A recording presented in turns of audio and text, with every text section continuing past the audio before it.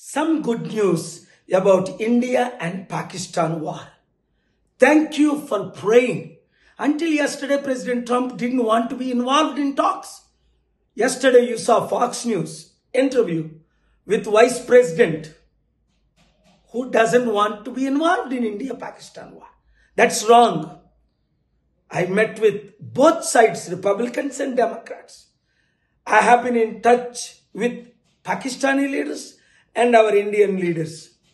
Peace is possible.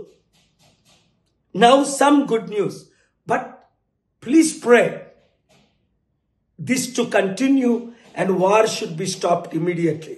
నిన్నటి వరకు president Trump India Pakistan విషయంలో మేము ఉండవని మార్కో రూబియో అనడం మీరు విన్నారు, secretary of state. Vice president Pence చెప్పడం మీరు విన్నారు. కానీ నేను హోప్ విడిచిపెట్టలేదు, పుష్ చేస్తూనే ఉన్నా, ప్రార్థిస్తూనే ఉన్నా, రాత్రి పగలు పని చేస్తూనే ఉన్నా. ఇప్పుడు అందరూ ఒప్పుకున్నారు యుద్ధం చెయ్యము అని అన్నారంతే. యుద్ధం ఆగిపోయేటట్టు ప్రార్థించండి. ఇప్పుడు నేను ప్రయాణంలో ఉన్నాను.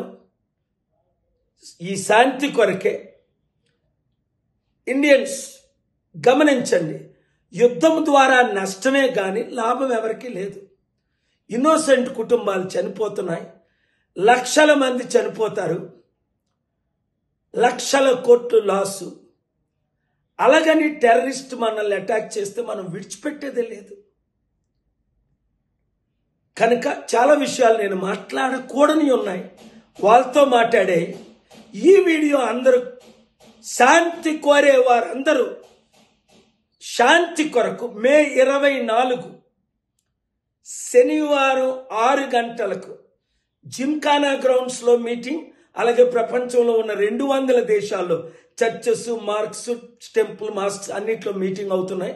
మీరు కూడా ఎంకరేజ్ చేయండి, ఈ మీటింగుల్లో పాల్గొనండి, శాంతి కొరకు కష్టపడండి.